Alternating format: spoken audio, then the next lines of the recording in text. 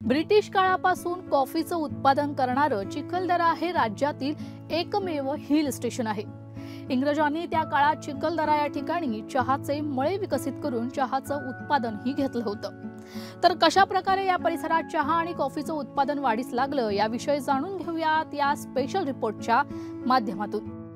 इंग्रज अधिकारी ए नेल्सन व बॅचलर एनेस्ट यांच्या नोंदीनुसार चिखलदऱ्यात त्या काळी चहा आणि कॉफीचे मोठ्या प्रमाणात खाजगी मळे होते। चहा व कॉफीच्या लागवडीकरिता असलेला वाव बघून अनेक युरोपियन बागायतदार चिखलदऱ्याकडे आकर्षित झाले होते। त्याच बागायतदारांनी चहा आणि कॉफीचे मळे या ठिकाणी फुलवले। देशात आसाम नंतर जर पाहिलं तर विदर्भाचं नंदनवन असलेल्या मेळघाटातील चिखलदरामधील मरियमपूर भागामध्ये कॉफीचं उत्पादन घेतलं जातं। सध्या मी कॉफीच्या याच मळ्यामध्ये आहे आणि या ठिकाणी जर आपण पाहिलं तर हे संपूर्ण कॉफीचा हा मळा आहे आणि या ठिकाणी फळं लागलेले आपण या ठिकाणी दिसून येतो। आपण जर पाहिलं तर फक्त आसाममध्ये देशामध्ये कॉफीचं उत्पादन घेतलं जातं। त्यानंतर जर पाहिलं तर महाराष्ट्रातील एकमात्र जे ठिकाण आहे ज्याला विदर्भाचं नंदनवन म्हणतात आणि कुपोषण आणि बालमृत्यूनं जे ठिकाण प्रसिद्ध आहे त्याच भागामध्ये जर पाहिलं तर या ठिकाणी कॉफीचं उत्पादन घेतलं जातं। साधारणतः इंग्रज कालीन ही संपूर्ण परंपरा आहे आणि इंग्रजाच्या काळापासून जर पाहिलं तर या ठिकाणी कॉफीचं उत्पादन घेतलं जातं। संपूर्ण हे ख्रिश्चन संस्थेच्या ताब्यात असलेली संपूर्ण जमीन आहे आणि हे संपूर्ण जे लोक आहेत त्या ठिकाणी कॉफीचं उत्पादन घेतलं जातं। माझ्यासोबत काही या ठिकाणी संचालक आहे। सर काय सांगणार, कधीपासून हे तुम्ही उत्पादन घेतलं आणि कधीपासूनची परंपरा आहे? यह कॉफी शुरू हुआ 1934 आसपास में।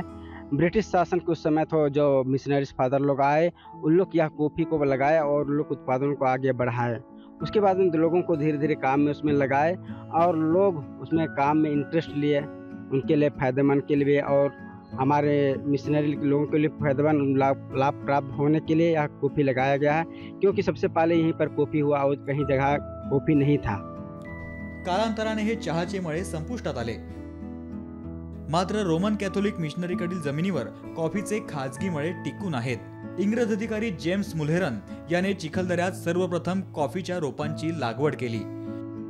केरळमधून आणलेल्या कॉफीच्या रोपांचं त्याने चिखलदरा येथे आपल्या मुल्हेरन कॉटेज नामक बंगल्याच्या आवारात 1860 ते 1861 दरम्यान लागवड केली आणि अशा प्रकारे चिखलदऱ्यात कॉफी रुजली गेली।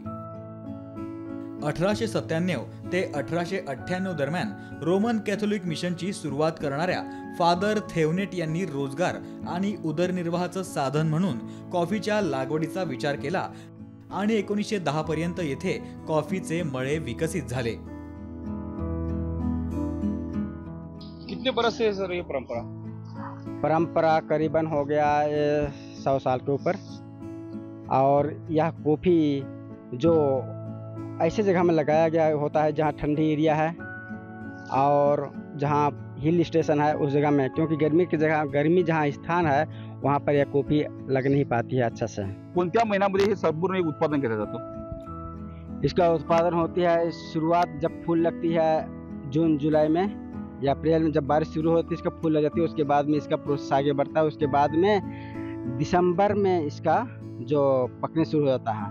उसके बाद में दिसंबर जनवरी फरवरी आस में इसका तोड़ने के लिए शुरू कर देते हैं। वार्षिक उत्पन्न तुम्हाला या माध्यमातून किती होतं? इसका डिपेंड्स ऑन करता है, जब क्रॉप्स कैसे है। जब अच्छा रहा तो 15 से 20 क्विंटल आता है और कम रहा 10-15 क्विंटल मिलता है। कुठपर्यंत मागणी आहे? कुठकोणत्या तुम्ही राज्यामध्ये पाठवता? कुठल्या देशामध्ये आणखी परदेशामध्ये तुमचे कॉफी जातं का?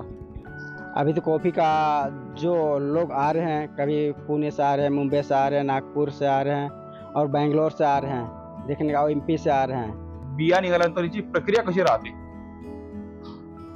कॉफ़ी को हम देखते हैं, सबसे पहले इधर देखेंगे, ये जो दिख रहा है ये सूखा बीज है। सूखा तोड़ने के बाद में सूखा ही रहता है। सूखने के बाद इसको पॉन्डिंग करने के बाद में जो ये ग्रीन बीन्स आता है वो निकलता है। ग्रीन बीन्स जो सूखने के बाद पॉन्डिंग करने के बाद में इसको हम रोस्टिंग करते हैं। जब रोस्टिंग करेंगे तो जो यहाँ पर ब्राउन कलर का जो बीन्स दिख रहे हैं ये ब्राउन्स ये कलर आ जाएगा। इसको रोस्टिंग करने के बाद में ये कलर आने के बाद में ये जो पाउडर दिख रहा है ये चक्की में लेके इसको बना लेते हैं और पाउडर तैयार हो जाता है कॉफ़ी के लिए। जो हम लोग यहाँ पर बनाए गए हैं, यहाँ पर देखते हैं पॉकेट में इसको पैक किया गया है।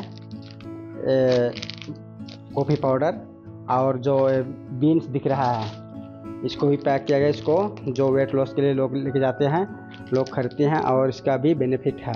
त्यानंतर मरियमपूर परिसरात जवळपास 100 एकरात कॉफीची लागवड केली गेली। इंग्रजांच्या नोंदीनुसार चिखलदरा येथे 97.200 हेक्टर म्हणजेच 240 एकरात कॉफीची लागवड केली गेली। आज मात्र केवळ 17 हेक्टर क्षेत्रावरच कॉफीची लागवड आहे। चिखलदरा गार्डन, वन विभागाचे बंगले आणि विश्रामगृह या परिसरासह मरियमपूर भागात आपल्याला कॉफीचे वृक्ष बघायला मिळतात। अप्पर प्लॅटोवर 100 हेक्टर क्षेत्र आरक्षित समुद्र सपाटीपासून 3664 फूट उंचीवर असलेलं चिखलदरा हे अप्पर प्लॅटो आणि लोअर प्लॅटो अशा 2 भागात विभागलं गेलंय। या 2 प्लॅटो मधील उंचीतील अंतर 80 फूट आहे। चिखलदरा येथील कॉफीचे वृक्ष अप्पर प्लॅटोवर आपल्याला बघायला मिळतात। कॉफीच्या लागवडीकरिता अप्पर प्लॅटोवरचं नैसर्गिक वातावरण हे पोषक आहे। तर या स्पेशल रिपोर्टमध्ये तुर्तास वेळ झाले इथेच थांबायची। मात्र तुम्हाला हा व्हिडिओ आवडला असेल तर कमेंट करून आम्हाला नक्की सांगा। यासाठी लोकशाही मराठीला लाईक, शेअर आणि सबस्क्राईब देखील करा।